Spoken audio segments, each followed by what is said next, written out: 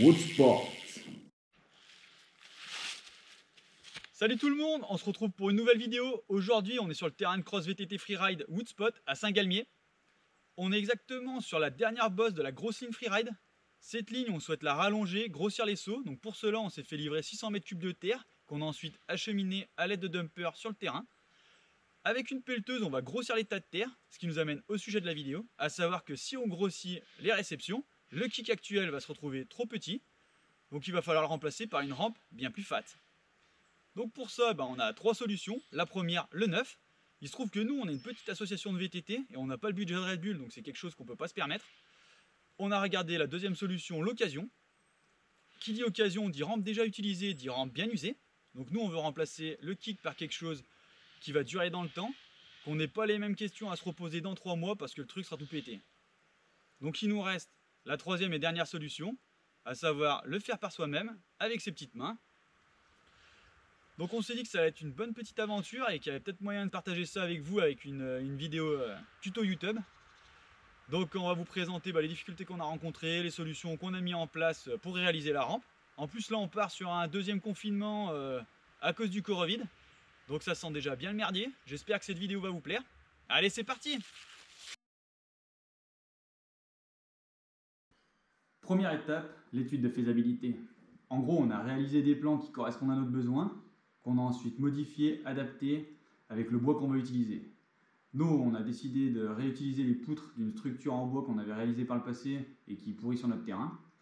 Ça nous a également permis de déterminer les planches qu'on est obligé d'acheter pour réaliser ces rampes. Donc on va voir ça tout de suite en détail avec le logiciel 3D. Nous voilà sur TopSolid, logiciel de conception assistée par ordinateur. Donc, je ne vais pas vous expliquer comment marche le logiciel. On va juste voir ensemble comment on a déterminé la courbe de la rampe, ainsi que les dimensions des éléments qui vont la constituer. Donc pour commencer, on a dessiné la rampe qu'on a actuellement sur le terrain. On va augmenter la réception d'1 mètre, 1 mètre et demi. Donc on va rester logique et on va augmenter la hauteur de la rampe d'1 mètre. Du coup, on se retrouve tout de suite avec un mur, avec une rampe qui a un rayon trop faible et un éjecte énorme. Donc c'est pas ce qu'on recherche non plus. Donc on va adoucir tout ça en augmentant le rayon jusqu'à ce qu'on ait quelque chose de correct. Donc avec un petit rayon de 5 mètres, ça devrait le faire. On retrouve notre angle de 60 degrés, notre angle de sortie. Donc voilà les dimensions sur lesquelles on était parti. On a eu la chance de contacter des Riders Pro et qui nous ont confirmé ces dimensions. Donc on a étoffé un peu plus l'esquisse. On a rajouté la réception histoire de se rendre compte un peu mieux des dimensions du jump. J'ai même rajouté un petit bike histoire de voir la progressivité de la courbe. On voit qu'on part facilement en backflip, donc c'est plutôt sympa. Donc là on va regarder plus précisément comment réaliser la courbe. On serait parti dans une rampe en acier, on aurait cintré un tube, il n'y aurait pas eu de problème. Mais là la découper dans du bois, ça va être un peu compliqué. En général, les mecs ils partent dans des panneaux, mais là un panneau de 4 mètres par 2 mètres 500, ça va être compliqué. Surtout que c'est tout fin, franchement c'est pas un truc que j'affectionne particulièrement, moi je trouve que c'est plutôt de la merde. Donc on va essayer de se couper ça dans des poutres, on va faire plusieurs sections et on va essayer de bricoler un truc pour les raccorder. Donc voilà la poutre. On a dessiné la courbe dedans, histoire de la déterminer. Donc voilà, on voit que la courbe elle rentre nickel dedans, dans une petite poutre 1330. Donc on va la découper suivant la perpendiculaire à la tangente au rayon, ce qui va nous permettre de raccorder en fait ces différentes sections, parce que du coup comme la poutre elle fait 1,330 m, et elle n'est pas assez longue pour faire toute la rampe, donc il va falloir mettre plusieurs sections de genre à la suite, histoire de faire la courbe. Donc voilà ce que ça devrait donner. Hop, petite courbe.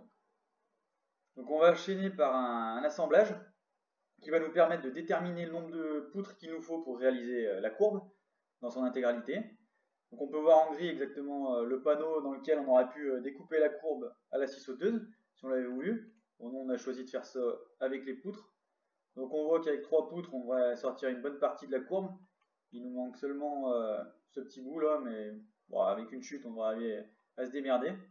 On voit aussi que ça raccorde plutôt bien, là, qu'il n'y ait pas de problème de jonction. Donc là On a une bonne base, là on va pouvoir aller dans le détail, là, peaufiner tout ça, voir où on met les raccords, les renforts et le reste de la structure.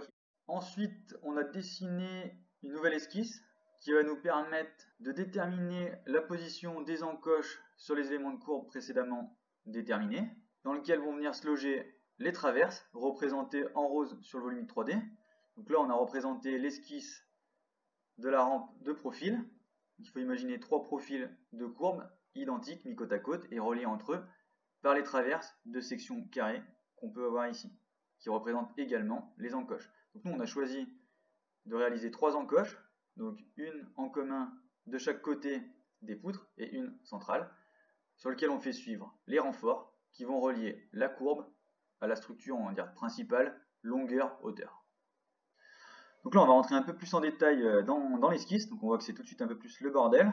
J'aurais pu réaliser donc les renforts autrement. Au lieu de faire un angle, j'aurais pu réaliser une encoche dans la poutre. Cette solution est quand même bien meilleure car vous avez une transmission de la force bois par bois. Alors que moi, vu que j'ai un angle, je vais avoir la force qui va être transmise sur la section des vis. Donc je risque d'avoir des vis qui vont cisailler. Je suis pas parti sur la solution des encoches car réaliser une encoche ça me diminue bien trop l'épaisseur de ma poutre. Et après lors des déplacements ou des choses comme ça, je pense que ça risquerait de casser. Donc remplacer les vis c'est quand même plus facile que remplacer ma poutre de longueur de 3,50 m. Donc voilà. Après je peux toujours renforcer si mes vis cassent vraiment régulièrement. Je pourrais toujours mettre une équerre en acier ou une poutre en bois supplémentaire histoire de mettre des vis en plus. Donc là, on vient de finir de déterminer la longueur des poutres, donc le nombre de poutres qu'on a besoin pour réaliser la rampe. Il se trouve que nous, avec le bois qu'on veut réutiliser, on a suffisamment de traverses pour réaliser 2 rampes. Donc pourquoi faire un kick quand on peut en faire 2?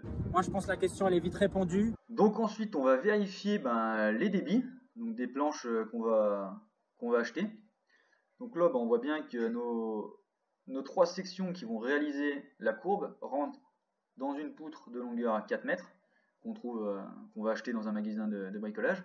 On voit également que les 6 petites chutes, les entrées de courbe, la numéro 1, elles rentrent également dans une poutre. Donc je pense qu'on va acheter cette poutre et ça nous permettra de réaliser les différentes sections du rayon de courbe. Donc ensuite, on a réalisé l'assemblage des différents éléments en volume 3D, histoire que ça soit un peu plus parlant. Donc là, on retrouve nos éléments de courbe, nos traverses roses dans lesquelles la courbe vient se poser, donc notre structure principale, longueur, hauteur, représentée par les poutres vertes, et les renforts en bleu. Donc ensuite, il nous faut déterminer la piste de roulement, donc avec une petite planche comme ça, une petite courbe. Donc ça, c'est quand même plutôt sympa. Après, pour réaliser ça, c'est souvent des planches de contreplaqué. Donc nous en extérieur, je suis pas sûr de la durée de vie, de la longévité du produit, je sais pas trop comment ça peut vieillir. Après dans tous les cas, nous on réutilise des planches. Donc ça va avoir plutôt cette tête là, avec une vingtaine de planches pour la courbe. Donc là la rampe elle est pratiquement terminée. On va seulement rajouter une petite planche sur le début de la courbe, là où on va venir appuyer un petit tas de terre qui va nous permettre de débuter la courbe, raccorder correctement la rampe avec la piste de vélo. On va également rajouter des petits renforts, donc des petits croisillons comme ça et comme ça, histoire de rigidifier la structure un maximum. Et là on devrait être plutôt pas mal. Donc on peut dire qu'on a terminé la conception de la rampe et on va pouvoir passer à la réalisation.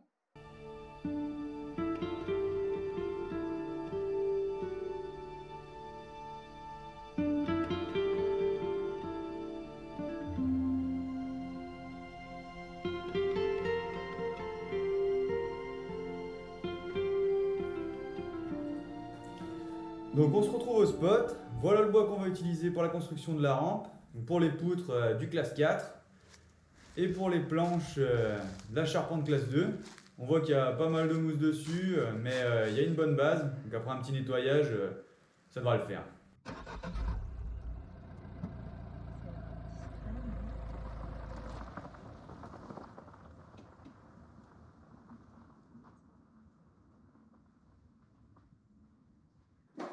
Donc nous voilà dans mon salon où j'ai fini de monter les poutres, les planches et les outils nécessaires à la réalisation des rampes.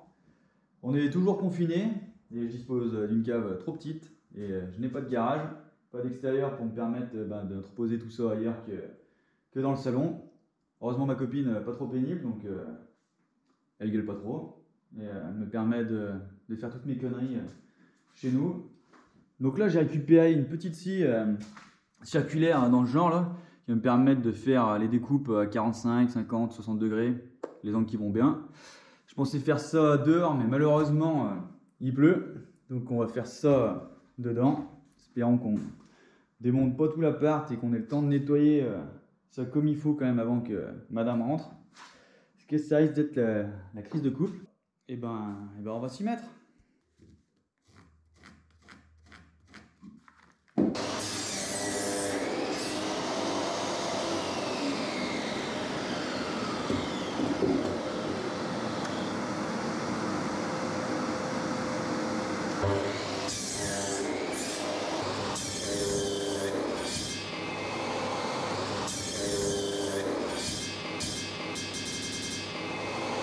Terminé la découpe des poutres, la mise à longueur plus les angles. Donc ça n'a pas forcément été trop facile vu que la première découpe, la voisine était derrière la porte en train de m'insulter. Bon là si j'avoue que ça fait quand même beaucoup de bruit et j'ai pas forcément eu le bon réflexe de la prévenir avant l'utilisation. Bon après avec le confinement elle a compris que je pouvais pas faire autrement. Donc il faudra qu'elle s'y fasse. Donc voilà au niveau des poutres ce que ça peut donner. Donc la mise à longueur, les angles, ça nous fait des coupes assez propres. Donc on est plutôt content du résultat. Espérons qu'on ne soit pas trompé dans les angles au montage et qu'on s'aperçoit que les poutres, ça ne semble pas du tout au bon endroit. Il nous reste la mise à longueur de ces planches, là, qui sont juste ébauchées. Donc on va les mettre toutes à la même longueur pour que la rampe elle soit toute jolie et que la piste de roulement soit nickel. Donc vu qu'on a 40 coupes à faire, pour éviter de se prendre la tête à mesurer toutes les planches, une par une, tracées, coupées, je me suis fait un petit montage avec des cales. On a tuné un peu la scie. Donc là on va dire on a des petites butées. Hop, on met la planche en butée, on met la planche là, bim, on abaisse la scie, hop, ça coupe. C'est nickel, c'est à longueur. Donc ça devrait aller assez vite.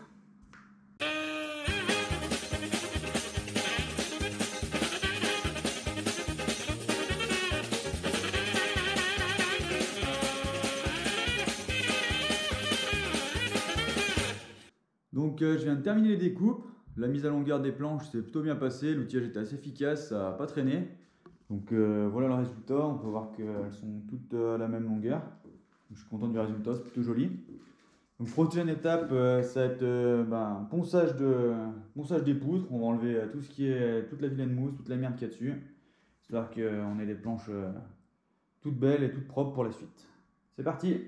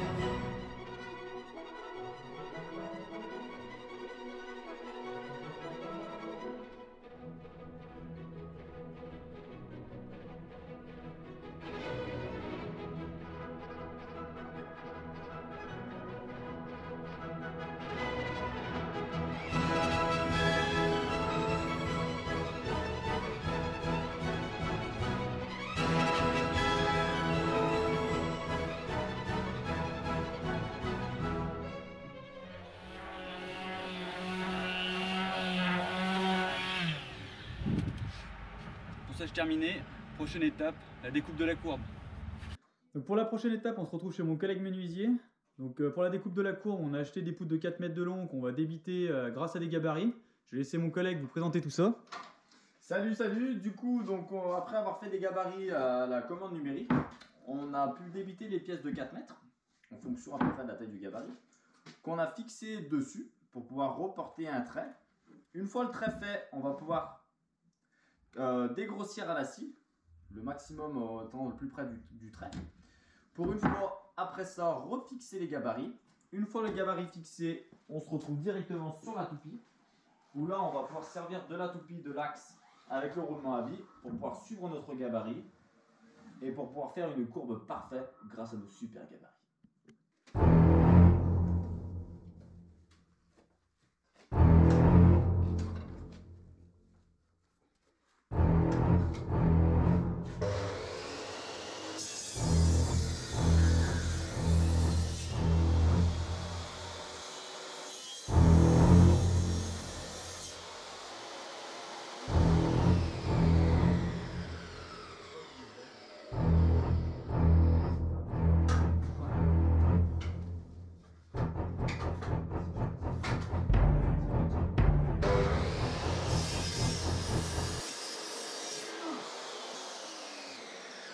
Game over.